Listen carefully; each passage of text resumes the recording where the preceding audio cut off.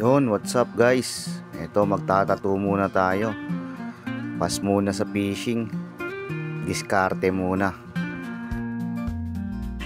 Ito, ni-stencil ko na yung design na gagawin ko kay kumpare natin, boss din, na gagawin sa likod niya. Yan, after nito magpe-prepare tayo ng mga gagamitin kasi home service to sa Barte na Balikis, sa may North Olympus. Kaya kailangan kompleto yung dadalhin natin para hindi tayo mapahiya.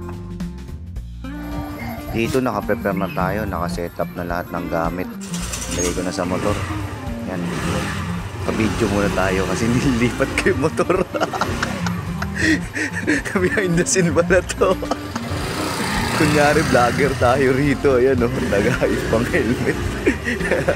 Vlogger-vloggeran. Dito dumaan muna ako sa may pharmacy ng kaibigan ko, sa may pharmacy dito. Pero hindi bayad yan sa tropa ko yan kay Ryan. Basta ka na. Yan si James. At nandito sinalubong na nga tayo ng kaibigan natin. Lain ko dati si Boss James nung panahon pang 00 pa kami, mga 2016. Ako yung first na nagtattoo sa kanya.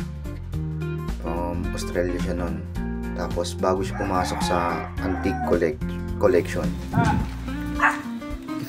Please. Kapatid mo yan. Pag magpatato ka ha. Ay, ito yung likod. Open lang siya, no? Oo. Lawak pala na ito, no? Lawak nito sa likod. Silipin natin dun mamaya. Sa'yo ito mga Pomeranian yan, no? Ayan. Mga Pomeranian. So ito, to ng park. Oo. Ayan. Akala ko ba kanting lote na rin, sa bahay ba? Hindi. Natapat sa likod ko, ginawan ko na lang ng kami na naglinis. Garden. Swerte, no? Ganda, no? Buda. Oo. May Buda tayo doon. Pwede tayo magkape-kape doon mamaya. Kumain ka na, pre. Oo. Anip na. Kuha tayo ng gamit. Kalimutan yung tissue. Patingin na.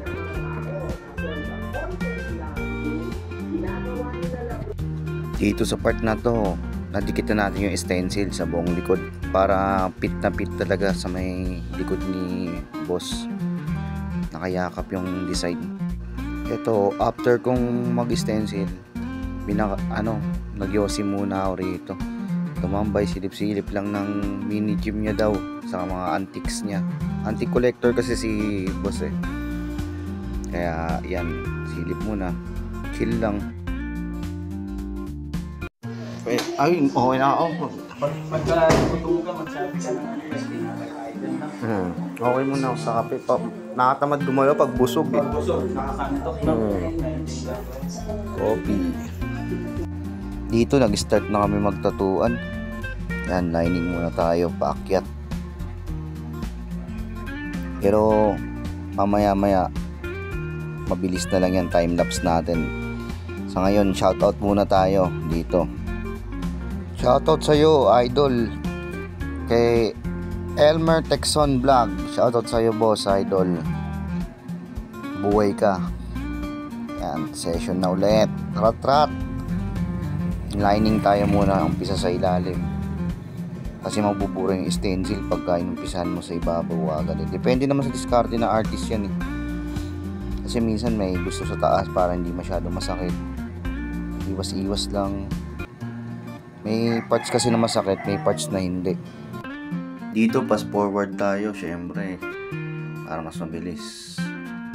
After nito, non-lining, coffee break muna sa Yossi break. Saka ito yung aso nila nilalaro. Malambing kasi. Pomeranian nila to, dalawa to, yan. Tas dito, habang nilalaro ko yung aso, biglang dumating si paring James. Dinalan ako ng noodles sa lava cake para makapag full trip recharge muna ng katawan. Kasi mahabang session pa to, lalo sa shading. Malaki yung gagawin.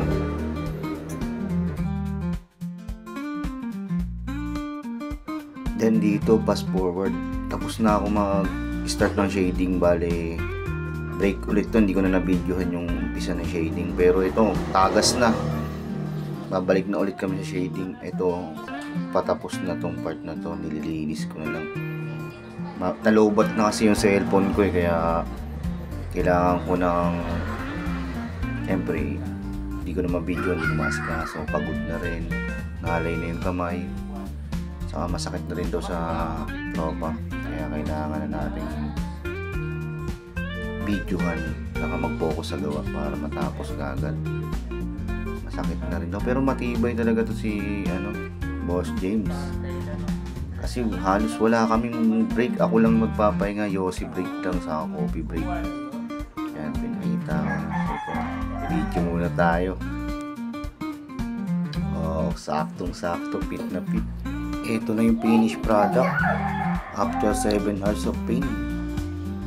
Medyo matagal din, pero mabilisan lang din talaga to kung tutuusin lang, kasi wala kaming pahinga-pahinga, diretsuhan. Yung break namin almost 3 minutes, 5 minutes, coffee, yun lang. Kaya matibay rin talaga si boss. Solid. Ito na yung outcome. Maraming salamat.